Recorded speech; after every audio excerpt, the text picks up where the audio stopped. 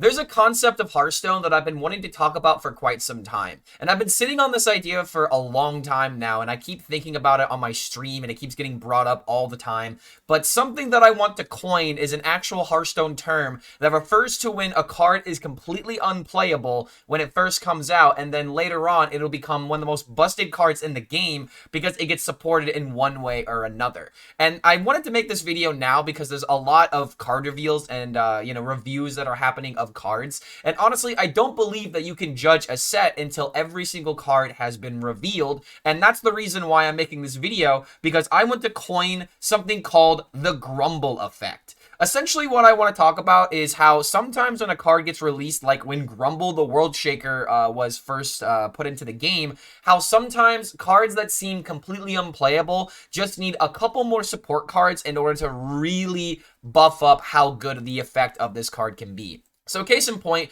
when Grumble was first released in Kobolds and Catacombs, this card literally had no applications whatsoever. It wasn't in any meta-relevant decks. You couldn't even use this card in a meme deck, in all honesty, because during that time, there were things like Cube Lock and other cube decks that were running rampant, and just getting blown out by Warlock was just common. So being able to have this card on the field, or I'm sorry, have a minion on the field, and then play Grumble in order to bounce it up to your hand, it literally didn't do anything. This card was just a 6-mana 7/7, and at the time, it just could not see any relevant play whatsoever.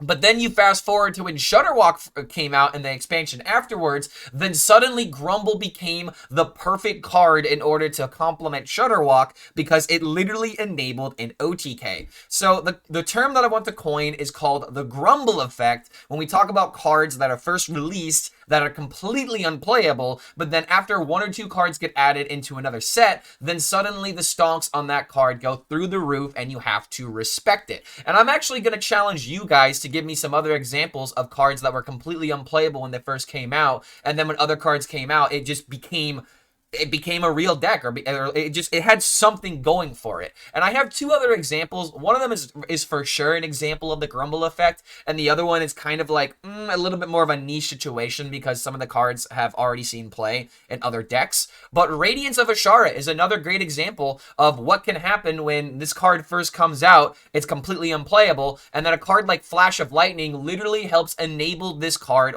to enable an archetype. And one thing that you guys need to know about when it comes to designing Hearthstone expansions is that the designers are honestly doing this intentionally, and I know this for a fact. This isn't me just being like, oh man, Blizzard's so big brain that they're thinking ahead. No, dude, like they literally plan out 3 expansions further out from the current expansion because you have to keep up with schedules and stuff like that. But when I went to Blizzard HQ a couple of weeks ago, I actually asked the question like, how many sets are currently designed as of right now, and where are you guys currently? And when I was there at the beginning of October, they said that the next expansion is pretty much done. The expansion after that, they're just working on the balance and the design just to make sure that cards are not going to be completely busted in their current state. And then at the time I was at Blizzard, they said that they were currently working on the 3rd expansion ahead of design and cards, and they're not really thinking about effects right now. They're more so thinking about flavor and fun designs for the cards and stuff like that. So And this was also a concept that I talked about in my podcast,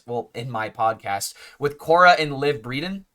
Like, this was around the Castle Nathria expansion when I think like right before that expansion when I ended up having an interview with them, and they said essentially the same thing. They plan ahead expansions, 3 expansions at a time, so they have a full year of cards that they're constantly working on, designing, and balancing. And honestly, now with that information, it can kind of make a little bit of sense how some things can slip through the cracks, because when you're thinking about a whole year's worth of cards, every now and again you might have something that is just way too powerful that you just did not think about. Like Nature Shaman, for example. They thought this archetype was really fun, but when bioluminescence, double bioluminescence combos were a thing, maybe they didn't consider how consistent of a combo that was. Like they knew that existed, but they didn't know how consistent it would be. And again, with Radiance of Ashara, when it first was printed in Voyage to the Sunken City, this card saw absolutely no play for essentially 2 expansions until this past recent expansion when Flash of Lightning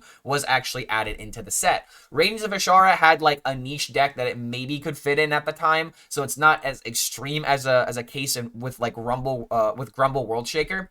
But this concept still kind of rings true when it comes to talking about Radiance of Ashara. And the last example that I want to give is kind of the Jailer. Like, Jailer's a little bit of a wild card, I guess, when it comes to this concept, because when he first came out, he actually did see play in a deck called Jailer Paladin, where it was all about getting to 10 mana as Paladin, and you had ways of sustaining yourself very effectively in the Castle Nathria days, to where as soon as you made it to 10 mana, and you played Order in the Court to set this up, you can then play the Jailer, and then you have Reno Jackson in order to bring back your health, because I think that was the next card that you would draw for the highest mana cost. I don't 100% remember what the deck looked like, but regardless, the concept still rings true. Jailer only had like 1 or 2 decks at the time, Jailer Paladin, and to a lesser extent Jailer Druid, because it was all about just ramping up the 10 mana, playing Jailer, and then playing Mosher into a lifesteal combo. So that saw some play in some regards. But Tony, King of Piracy, is actually kind of like a reverse Grumble effect,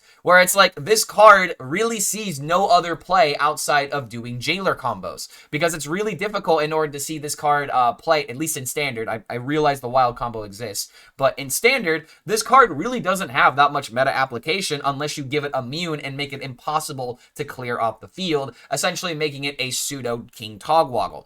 And actually, now that I'm thinking about it, Azalina Soul Thief is another great example of the Grumble effect, because when this card first came out in the Witchwood, it really didn't have that many ways of seeing play. Like, I think there was like a priest deck that would utilize this card every now and again. But then when King Togwaggle was eventually released and the expansion afterwards, then suddenly Azalina Soul Thief and King Togwaggle combos were a legitimate thing, to where you could play King Togwaggle, give your opponent the ransom, and then you play Azalina Soul Thief in order to get that ransom back, so that way you could still force them to take the fatigue from their deck. So what is an example of the Grumble effect that you guys can think of? Because these are the first 4 examples. I mean, I guess 3, because the Jailer-Tony interaction isn't nearly as effective as some of these other ones. But what other examples of the Grumble effect can you guys come up with, where a card was completely unplayable when it was first introduced in an expansion, and then later on down the line, there was another card that was released in another expansion that really gave it some support? And I'm not just talking about like, ooh, we gave like Frost DK another Frost card and suddenly it can go into the deck. No, I'm talking about a card that absolutely needs a second card in order to see play, like the Grumble Shudderwalk, like the Radiance of Ashara in, well, I guess any nature spell shaman deck, as well as Azalina and King Togwaggle. And again, with the Jailer and the Tony, it's a little bit of a reverse effect, where like Tony really wouldn't see play without Jailer outside of like some wild combos. But I would love to hear your guys' thoughts on this concept, because I just thought it was super interesting to bring this up, and I really want to coin a Hearthstone term. So if you guys like this idea, go ahead and refer to some of these effects as the Grumble effect, and then go ahead and, you know, tell people about this video, tell people about the concept of the idea, whatever it is. I just wanted to talk about something Hearthstone related, because I don't really have any gameplay videos right now. So now you know the real reason why I recorded this video. But regardless, huge thank you to all of our patrons through supporting the channel and getting extra perks and bonuses for doing such. You can get deck optimizations, coaching, as well as future shoutouts in future videos if you would like to support the Patreon. And we also have merch, so go ahead and check out the links below if you would like to support the content. But thank you so much for making it to the end of this video, and we'll see you for the next one.